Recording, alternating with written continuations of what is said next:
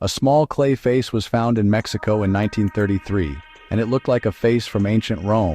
Not a gold mask, not a royal crown, not a giant statue, just a small terracotta head, broken from a larger figure, buried with ancient grave goods in the Toluca Valley, northwest of Mexico City. But there was one problem. It did not look like it belonged there. The face had a beard, the features looked foreign. And when some researchers examined it, they said the style looked Roman, not Spanish, not Aztec, not Mayan, Roman. A tiny Roman-looking face reportedly found in a pre-Hispanic burial, sealed under layers of ancient flooring in central Mexico. And if that context is real, then this is not just a strange little artifact. It is a question aimed directly at one of the biggest assumptions in history. Who reached the Americas before Columbus? The safe answer is simple. The Norse reached North America around 500 years before Columbus, and we know that because of archaeological evidence at L'Anse aux Meadows in Newfoundland. But the bigger question has never gone away. Were there other contacts? Not colonization, not conquest, not a lost Roman Empire in Mexico, just contact, a ship blown off course, a trader who never made it home, a single object carried across oceans, passed from hand to hand, until it ended up in a burial where it never should have been. That is what makes the Tekaxitl-Calix-Tlahuaca head so dangerous to simple history, because it does not prove everything, but it refuses to explain itself away. The story begins in 1933 at the archaeological zone of Tekaxitl-Calix-Tlahuaca in the Toluca Valley of central Mexico. The site was once associated with the Matlatzinca people, later drawn into the violent power struggle of the Aztec world. This was not an empty wilderness. This was a real pre-Hispanic settlement with ceremonial structures, burials, offerings, and layers of occupation reaching back long before the arrival of Europeans. During excavations, Mexican archaeologist José García Payón uncovered a burial offering. According to later descriptions of the find, the burial contained numerous objects: gold, copper, turquoise, rock crystal, jet, bone, shell, and pottery. The offering was associated with the Azteco-Matlatzinca period, roughly between 1476 and 1510. That date matters because Hernán Cortés did not land at Veracruz until 1519. The Spanish conquest of the Aztec capital did not happen until 1521. So if the burial really dates before 1519, then anything inside it becomes a serious problem. Because one of the items reportedly found, there was a small terracotta head with a bearded face. And bearded terracotta heads in a Roman style are not supposed to be sitting in sealed pre-Hispanic burials in Mexico. The head was not immediately turned into a worldwide sensation. That is part of what makes the story feel so strange. García Payón did not publish information about the head until decades later. By the time the object entered wider discussion, the original excavation was already an old event. The trail was already cooling. The people involved were aging. Some records were incomplete. Some material would later be lost. And that gave skeptics room to ask a fair question. If this object is so important, why did it take so long to publish? That question cannot just be dismissed. In archaeology, context is everything. An artifact by itself is interesting. An artifact in a secure, well-documented layer is evidence. A Roman-looking head found loose in a museum drawer would mean almost nothing, but a Roman-looking head found under sealed floors with pre-Hispanic objects in a burial context dated before the Spanish conquest would mean something very different. That is why the entire debate turns on one issue. Can we trust where it was found? Supporters say the context was described, photographed, and associated with a real excavation. Skeptics say the reporting does not meet the level of documentation we would expect today. Both sides are working with a frustrating truth. The object exists, the claim exists, but the discovery happened in 1933 under archaeological standards that were not the same as modern standards. That does not make the find worthless, but it does make it harder to treat as a historical earthquake. And that is exactly where the mystery lives, not in certainty, in tension. The next major chapter comes decades later when researchers began focusing on the object again. One of the main figures in that revival was Romeo Hristov, who helped bring the head back into public discussion. Hristov and Santiago Genovese argued that the object deserved serious consideration as possible evidence of pre-Columbian transoceanic contact. That phrase sounds academic, but the meaning is simple. Someone from the Old World may have crossed the ocean before Columbus. Not necessarily with an army, not necessarily with maps, maybe by accident, maybe through trade, maybe by shipwreck, maybe through a chain of people who never understood where the object originally came from. This is where careful framing matters. The Tekaxic-Calixtlahuaca head does not prove Romans colonized Mexico. It does not prove Roman soldiers marched through the jungles of Mesoamerica. It does not prove a secret empire. But if it is genuinely Roman, and if it was genuinely placed in that burial before sustained Spanish contact, then it points to at least one contact event that official history does not fully account for. One object, one crossing, one break in the wall, and sometimes that is all it takes to change the question.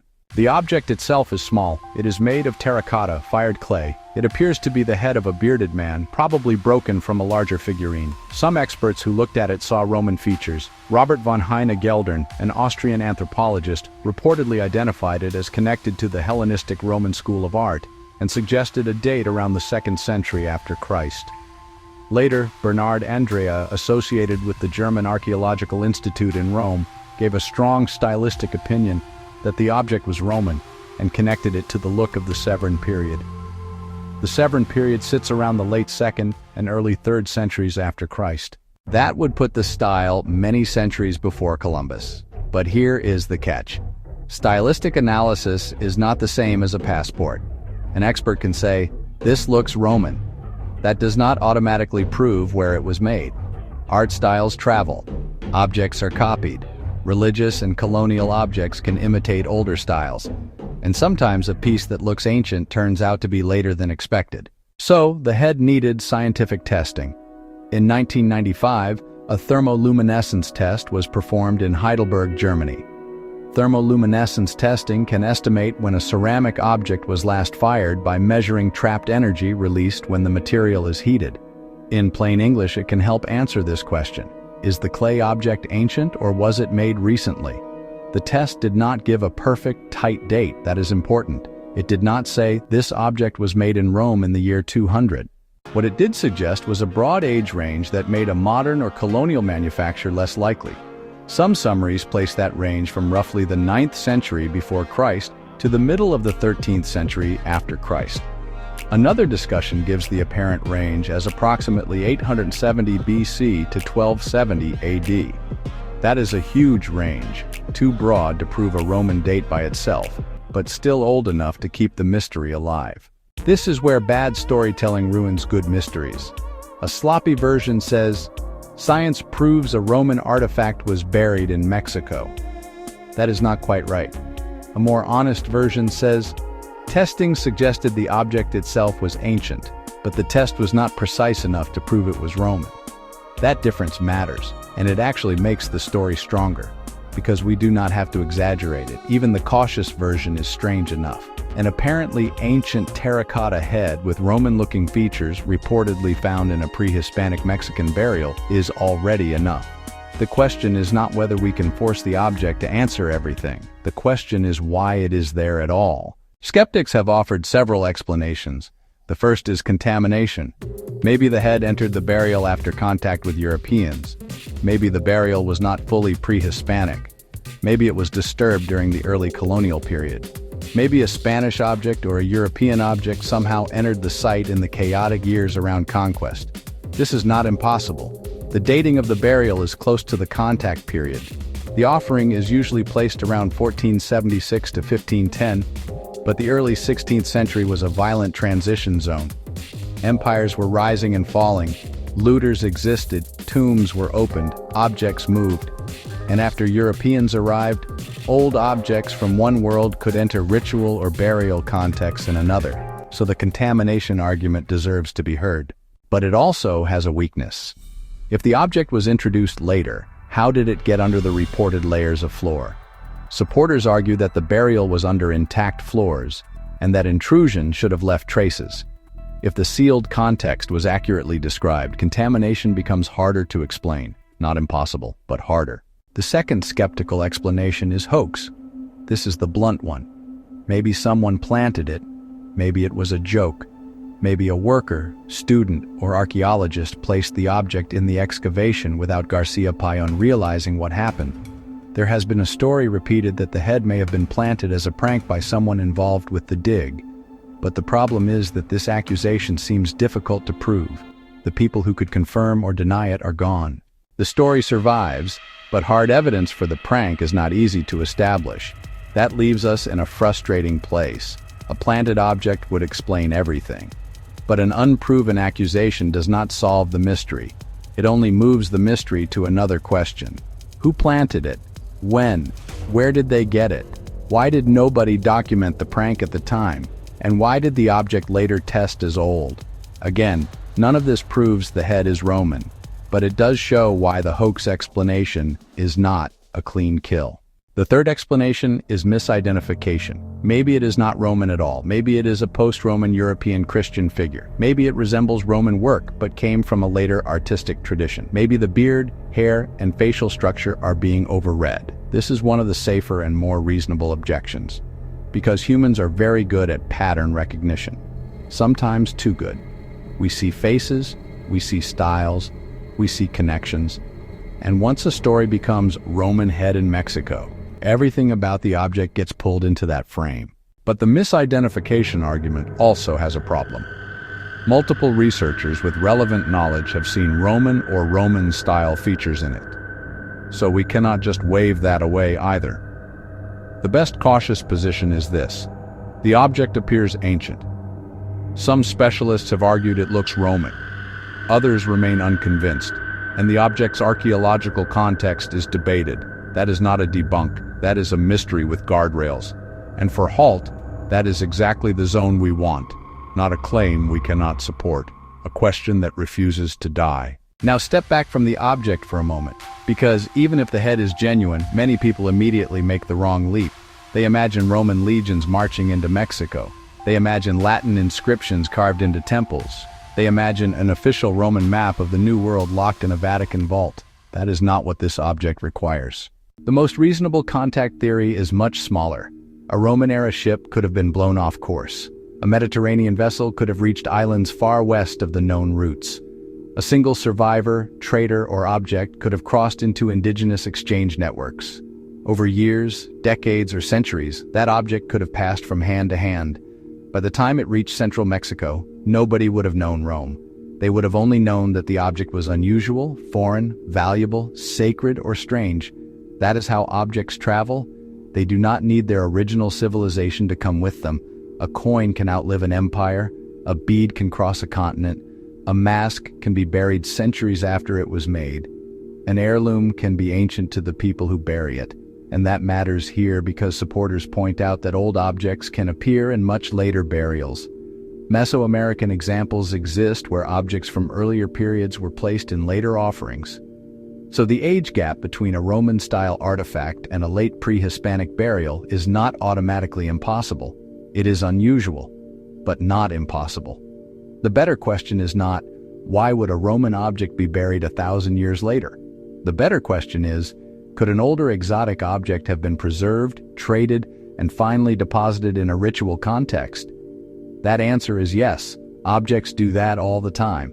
The difficult part is explaining how that object crossed the Atlantic in the first place. And here, history is more flexible than most people think.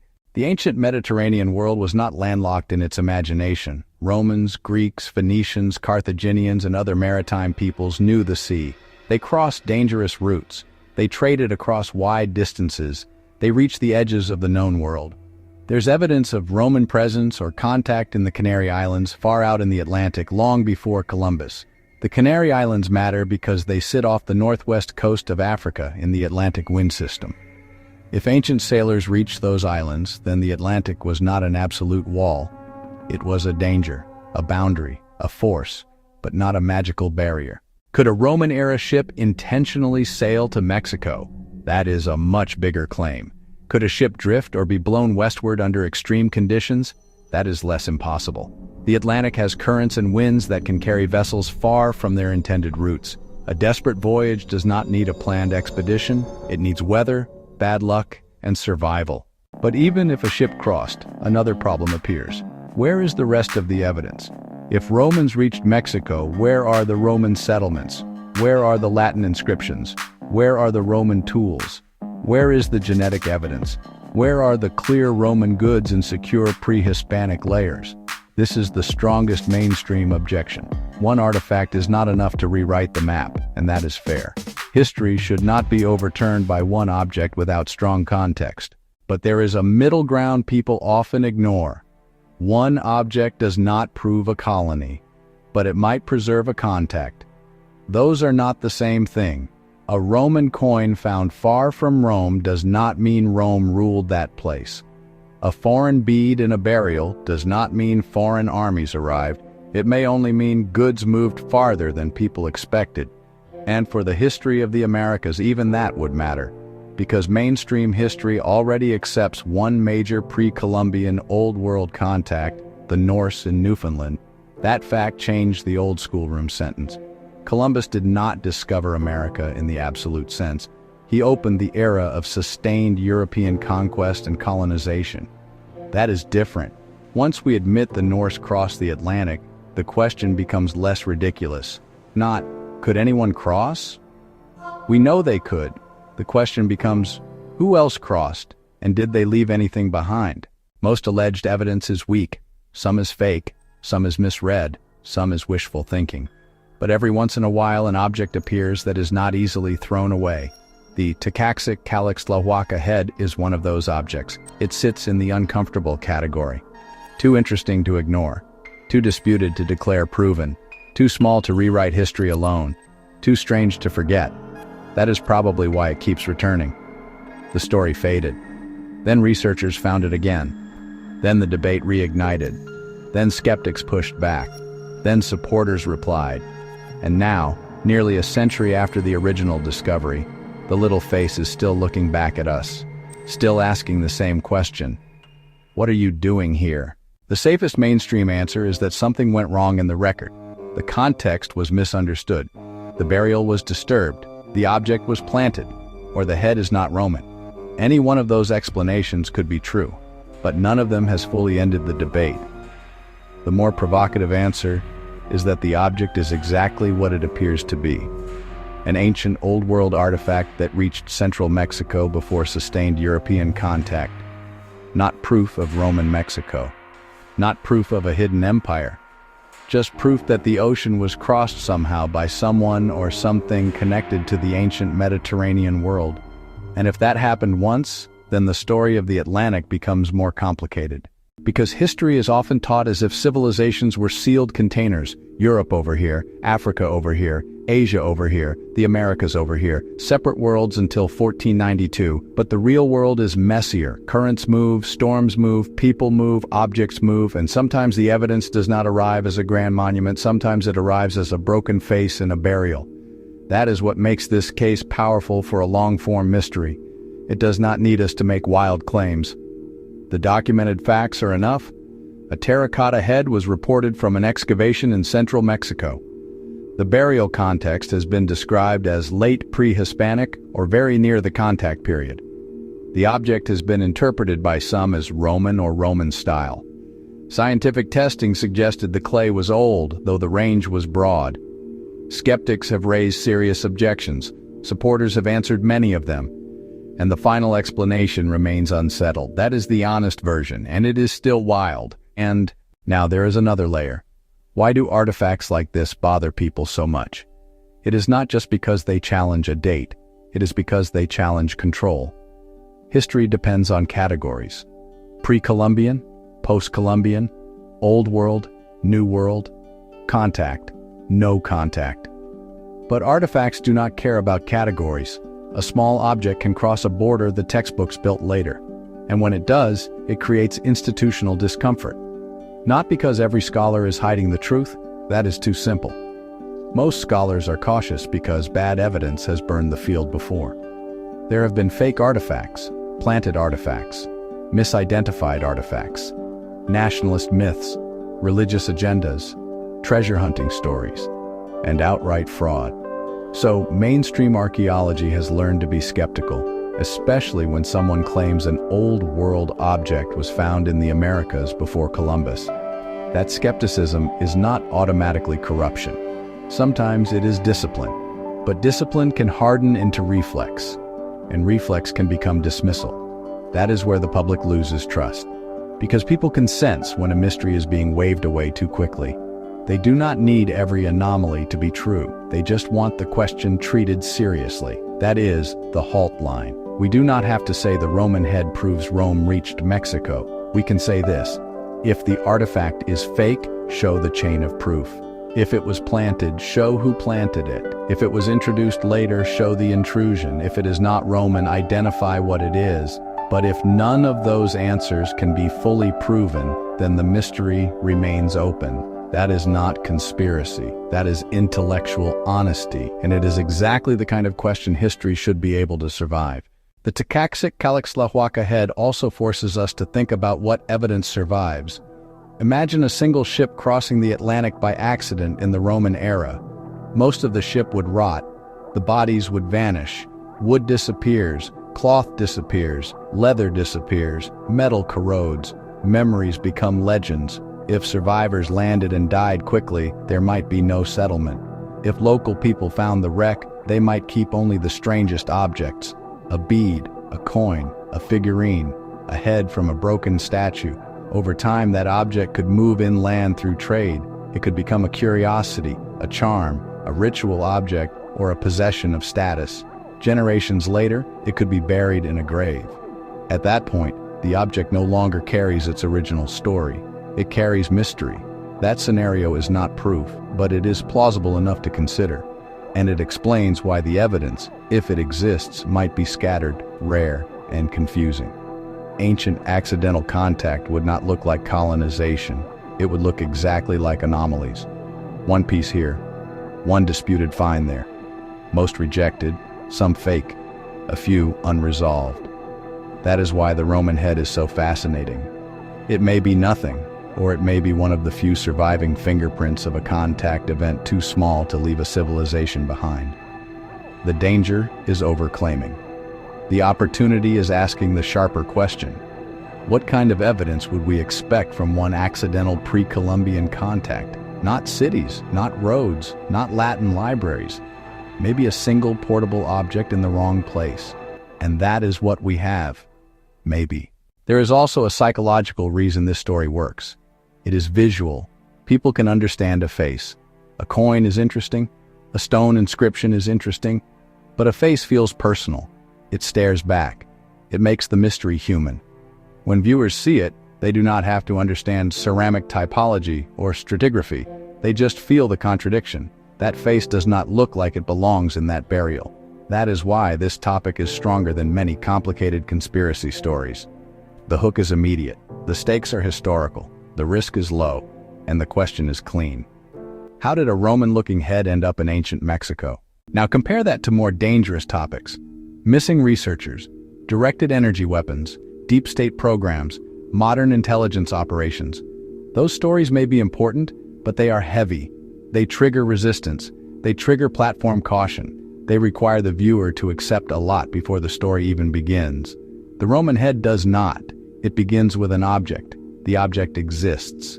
The debate exists. The viewer is allowed to wonder. That is algorithm-friendly mystery, and it still belongs to halt. Because the deeper theme is the same. Accepted history may be incomplete. The difference is that this topic lets the audience arrive there without feeling pushed. That matters. People do not like being told the world is a lie, but they love discovering that the world is stranger than they were taught. That is the key. Not everything you know is fake. More like, here is one object that does not fit neatly into the story. That is how we build trust. The Roman head can also open a larger series. The Main Penny, the Kensington Runestone, the Bat Creek Stone, the Los Lunas Decalogue Stone, the Tucson Lead Artifacts, the Dighton Rock Inscriptions, the Newport Tower. Each one has its own problems. Each one has skeptics. Each one has believers. But together, they form a pattern of public fascination. People are drawn to objects that seem out of place because they hint at a world before the official map. A world of lost voyages, failed crossings, forgotten trade, and stories that never became empires. That is a safer path for halt right now. It lets us stay mysterious without becoming reckless. It lets us challenge mainstream narratives without pretending every anomaly is proof. And it lets the algorithm understand the content as history, archaeology, education, and curiosity. That is the lane. Now back to the head. What can we responsibly say at the end? We can say the strongest version is not certain. We can say the object deserves more study.